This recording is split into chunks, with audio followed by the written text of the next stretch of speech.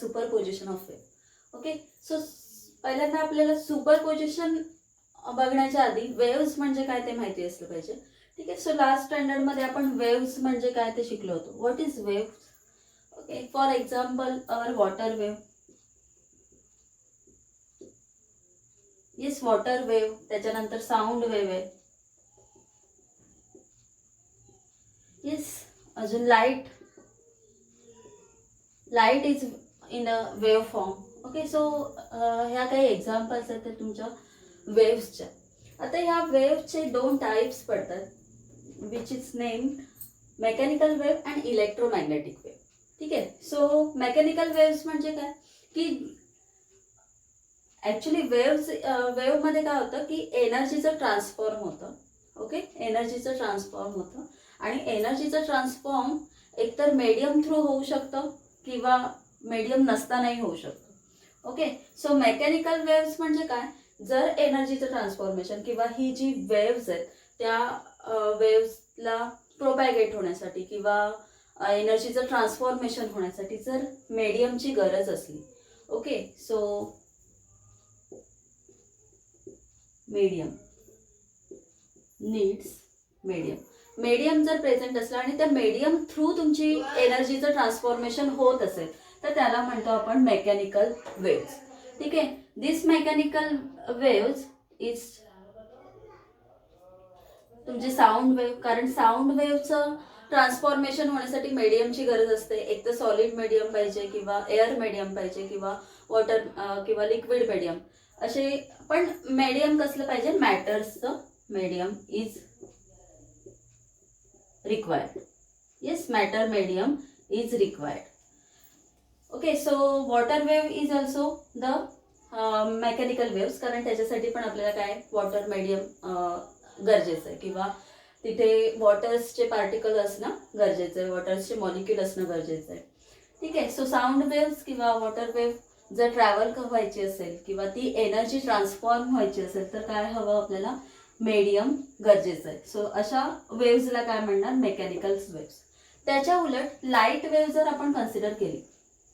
Okay, light wave. So light wave is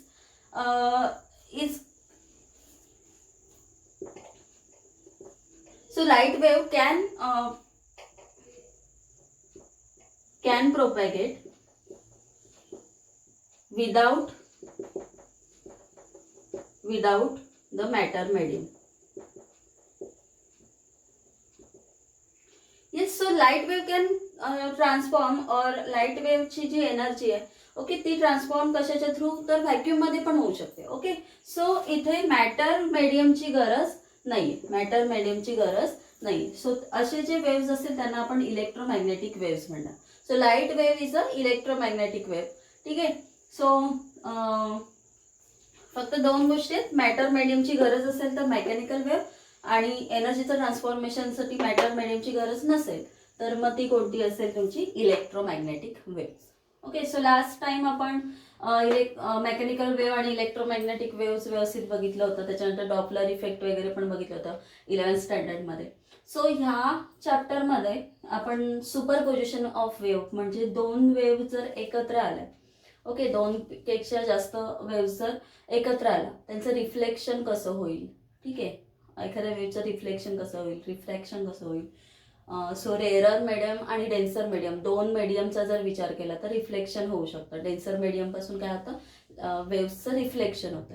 okay, so ते पाहणार आहोत आणि सो अजून काही प्रॉपर्टीज आपण इथे स्टडी करणार आहोत. ठीक आहे, सो सुपरपोजिशन म्हणजे दोन वेव्स जर एकत्र प्रोपॅगेट होत असतील तर मग त्यांचा रिझल्टंट वेव्ह काय मिळेल आपल्याला, ती आपल्याला बघायची. Okay, superposition is the resultant wave of 1 or 2 or दोनपेक्षा जास्त. ओके, सो त्यांची रिझल्टंट वेव्ह असेल त्याला आपण सुपरपोजिशन ऑफ 2 वेव्स और 3 वेव्स और 4 वेव्स असं म्हणू शकतो. ओके, सो आपल्याला या चॅप्टरमध्ये 2 वेव्सचं सुपरपोजिशन बघायचं, त्याचं रिझल्टंट वेव्ह बघायचे. ठीक आहे, सो आता मेकॅनिकल वेव्ह असो किंवा इलेक्ट्रोमॅग्नेटिक वेव्ह असो, ओके, हे काय होतील तर प्रोपॅगेट होतील. प्रोपॅगेट होईल म्हणजे त्यांची एनर्जी प्रोपॅगेट होते. ओके, सो ह्याच्यामध्ये मेकॅनिकल वेव्समध्ये काय तर मीडियमची गरज आहे किंवा मॉलिक्युल्सची गरज आहे. तर ह्या मॉलिक्युल्स थ्रू मॉलिक्युल्स थ्रू काय होईल, एनर्जीचं असं ट्रान्सफॉर्मेशन होईल. ओके, इथे मॅटरचं ट्रान्सफॉर्मेशन होत नाही, पण एनर्जीचं ट्रान्सफॉर्मेशन थ्रू दॅट मीडियम होतंय. ओके, इथे पण इथे मॅटरची गरजच नाही आहे, सो त्याच्यामुळे एनर्जीचं ट्रान्सफॉर्मेशन हे डायरेक्टली होऊ शकतं in the form of wave. ठीक आहे, इथे प्रोग्रेसिव्ह मेकॅनिकल वेव्समध्ये मॅटरची गरज आहे, पण मॅटरचं ट्रान्सफॉर्मेशन होत नाहीये किंवा मॅटरचं डिस्प्लेसमेंट होत नाहीये, तर एनर्जीचं डिस्प्लेसमेंट होत आहे, म्हणून त्याला आपण मेकॅनिकल वेव्स म्हणतो. ठीक आहे, then what is progressive wave? Progressive wave म्हणजे वेव्ह जर ट्रॅव्हल करते, पुढे जाते, ट्रॅव्हलिंग वेव्ह पण आपण त्याला म्हणू शकतो. Travelling wave. सो आपण एक एक्झाम्पल बघूया की एक पॉट आहे. ओके, पॉटमध्ये मध्ये जर आपण एखादा स्टोन इथे, येस ऑब्विसली पॉटमध्ये वॉटर आहे, वॉटरचे मॉलिक्युल्स असणारच all over the pot. So एक स्टोन आपण घेतला आणि मिडलला आपण ड्रॉप केलं, तर मग काय होतात, आपल्याला दिसतं की अशा वेव्स फॉर्म होतात. ओके, अशी एक वेव्ह फॉर्म होते. सो वॉटरची वेव्ह तिथे आपल्याला बघायला मिळते. सो ही वेव्ह कशी फॉर्म होते, तर आपण स्टोन कुठे ड्रॉप केला, तर मिडलला. आता स्टोन आपण ड्रॉप केल्यानंतर त्या स्टोनची जी मेकॅनिकल किंवा जी एनर्जी असेल, ओके, ती एनर्जी काय मिळते, तर इथे हे सारे मॉलिक्युल्स असणार आहेत वॉटर्सचे, त्या मॉलिक्युल्सला ती एनर्जी मिळेल. ओके, त्या मॉलिक्युल्सला जर एनर्जी मिळाली तर ते मॉलिक्युल्स असे व्हायब्रेट व्हायला सुरुवात होते. ठीक आहे, सो फॉर एक्झाम्पल इथे आपण स्टोन ड्रॉप केलंय, त्याच्या जवळच इथे एक वॉटरचं मॉलिक्युल आहे, त्याच्या जस्ट लागून अजून एक वॉटरचं मॉलिक्युल, असे वॉटरचे मॉलिक्युल्स आहेत. Okay, all over the pot सगळे मॉलिक्युल्स तिथे प्रेझेंट असणार आहेत. आता ह्या स्टोनमुळे जी एनर्जी, स्टोनला जी एनर्जी असेल ते नियर बाय मॉलिक्युल्सला ही एनर्जी मिळेल, आणि ती एनर्जी त्याला मिळाल्यामुळे तो काय होईल, असं व्हायब्रेट व्हायला सुरुवात होईल. त्याच्या मेन पोझिशन पासून त्याची पोझिशन थोडीशी चेंज होईल, पण मेन पोझिशन पासून पोझिशन कुठे चेंज होईल, तर राईट साईडला जेवढी चेंज होईल तेवढीच लेफ्ट साईडला. ओके, म्हणजेच हा काय दाखवेल, तुमची oscillation motion, simple harmonic. Okay, simple harmonic motion किंवा सिंपल हार्मोनिक ऑसिलेशन्स तिथे दाखवेल. सो काय होईल, असं टू अँड फ्रो तो व्हायब्रेट व्हायला सुरुवात होईल. आता हा व्हायब्रेट झाल्यानंतर त्याच्या बाजूला जो दुसरा मॉलिक्यूल आहे त्याला ती एनर्जी मिळेल. ओके, त्याला ही एनर्जी मिळेल, आणि ही एनर्जी मिळाल्यामुळे तो पण व्हायब्रेट व्हायला सुरुवात होईल. सो टू अँड फ्रो अशी सिंपल हार्मोनिक मोशन तो पण दाखवेल. त्याच्या बाजूचा अजून जो मॉलिक्यूल आहे तो पण असं टू अँड फ्रो व्हायब्रेट व्हायला सुरुवात होईल. सो हे काय होतं, ही स्टोनची एनर्जी त्याच्या नियर बाय मॉलिक्युल्सला मिळेल, त्या मॉलिक्युल्सच्या जवळचे जे मॉलिक्युल्स असतील त्यांना ते एनर्जी ट्रान्सफॉर्म करतील.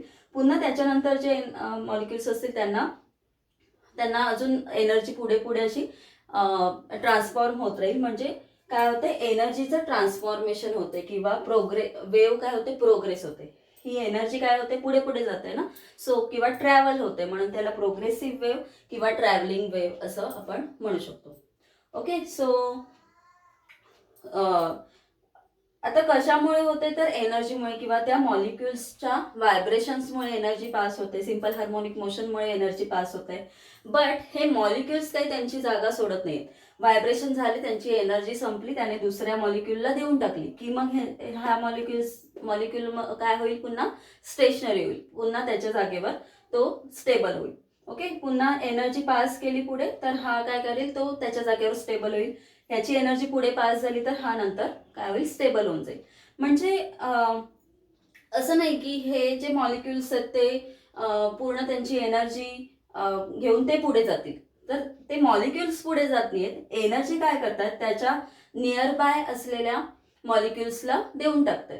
ओके, ट्रान्सफॉर्म करतात, म्हणून त्याला ट्रॅव्हलिंग वेव्ह किंवा प्रोग्रेसिव्ह वेव्ह म्हणजे एनर्जीचं ट्रान्सफॉर्मेशन होत आहे, मॅटरचं ट्रान्सफॉर्मेशन होत नाहीये. ओके, सो ही प्रॉपर्टी कसली आहे, तर तुमच्या मेकॅनिकल वेव्हची. कारण इथे काय लागतोय आपल्याला, मेडियम लागतोय. मेडियमचे जे मॉलिक्युल्स आहेत ते व्हायब्रेट होत आहेत आणि एनर्जी काय करतात, पुढे ट्रान्सफॉर्म करतात.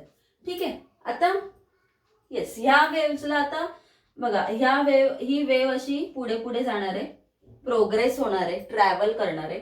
सो म्हणून त्याला ट्रॅव्हलिंग वेव्ह किंवा प्रोग्रेसिव्ह वेव्ह म्हणणार. आता ह्या प्रोग्रेसिव्ह वेव्हचं काय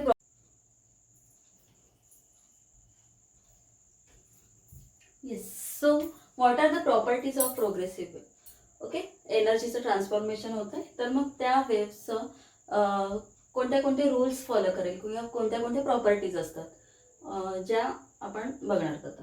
so first property is particle in a medium execute the same type of vibration.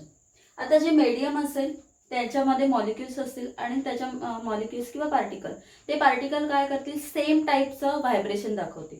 म्हणजे एक particle to and fro motion दाखवतात आणि एक particle up and down motion दाखवते, असं होणार नाही.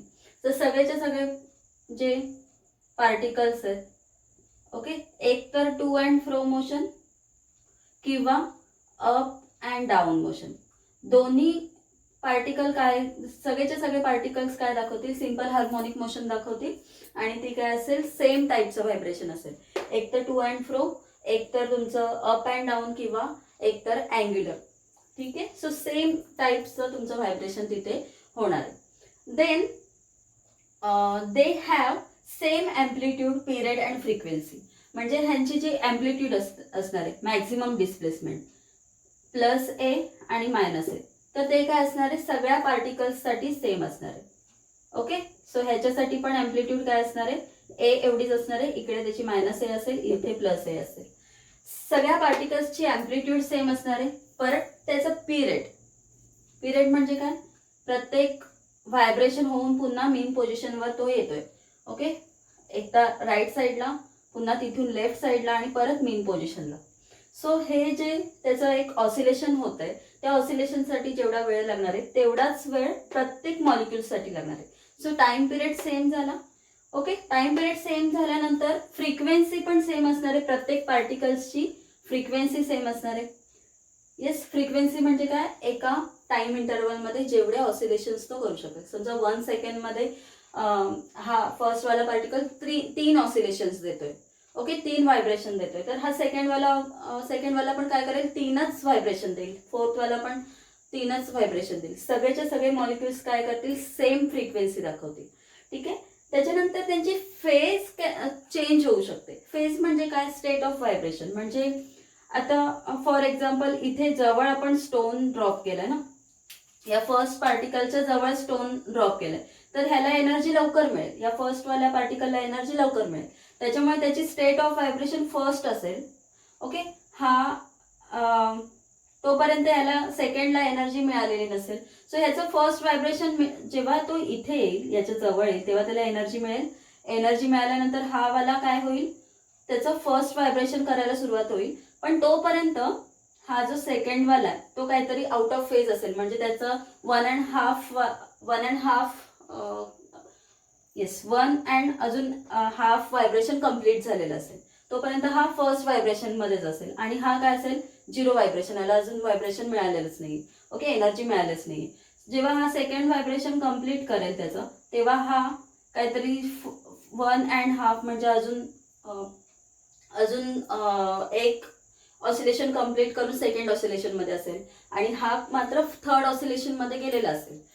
आणि त्याच्यानंतर हा वाला पार्टिकल काहीतरी हाफ व्हायब्रेशन त्याचं कम्प्लीट केलं, फॉर एक्झाम्पल. नॉट असंच होईल असं नाही, बट ते डिपेंड आहे एनर्जीवर, टाइम ऑफ पिरियड किती आहे. ओके, त्याच्यानंतर त्याची फ्रिक्वेन्सी किती आहे, सगळ्यावर डिपेंड आहे phase. Okay, so state of vibration change होऊ शकते या एक्झाम्पलनुसार. ओके, ती स्टेट ऑफ व्हायब्रेशन दुसरी कोणतीही असू शकेल, फेज दुसरं कोणतं तरी असू शकेल. फॉर एक्झाम्पल फक्त मी हे इथे दाखवलं. Yes, so state of vibration change होऊ शकते, फेज चेंज असू शकतो सगळ्या पार्टिकल्सचं.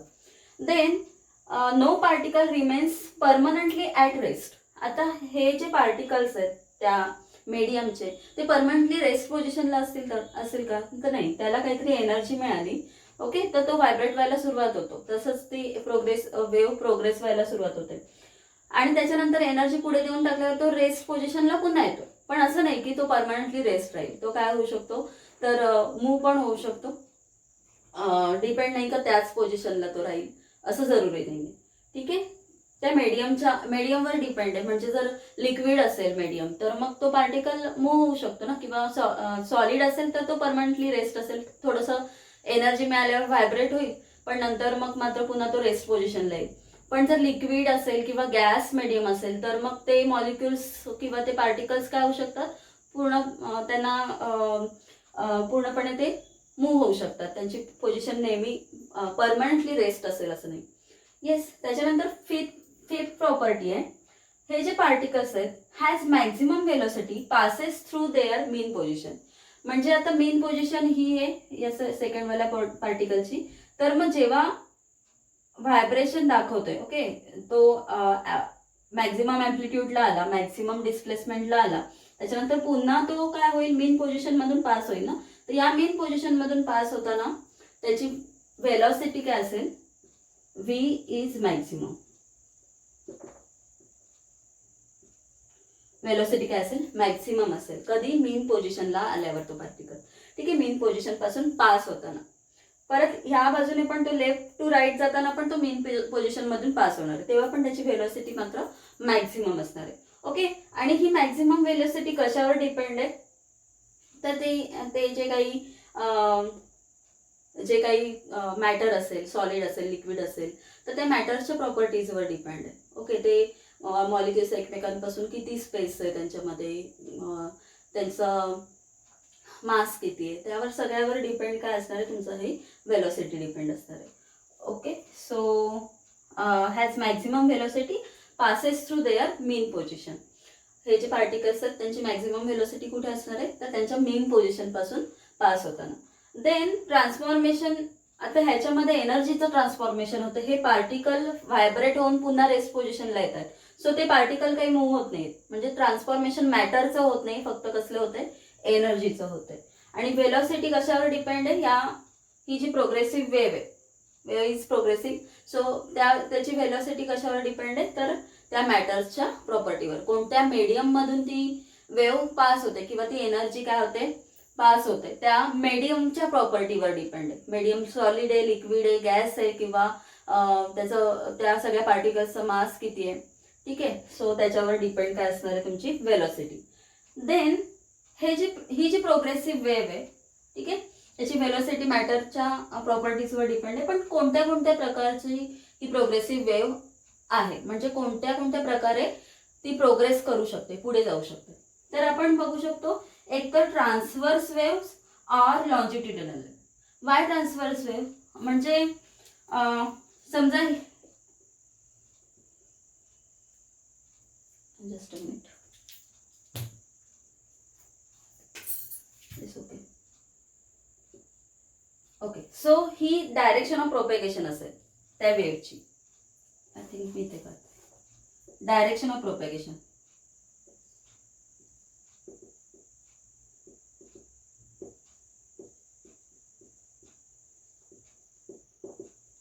ओके.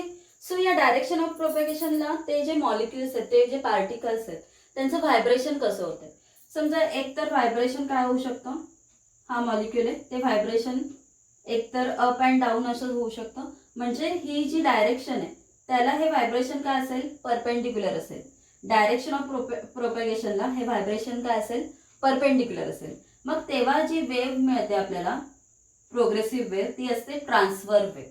ओके. Transverse wave. या जर डायरेक्शन ऑफ प्रोपेगेशनला व्हायब्रेशन काय असेल, व्हायब्रेशन किंवा ऑसिलेशन काय असेल, तर परपेंडिक्युलर असेल, तेव्हा तुमची वेव्ह कोणती असते, ट्रान्सवर्स वेव्ह. ओके. आणि सेकंड टाईपमध्ये काय असू शकतं, हा पार्टिकल एकतर सेम टू अँड फ्रो असा व्हायब्रेट होऊ शकतो. ओके. टू अँड फ्रो असा व्हायब्रेट होऊ शकतो.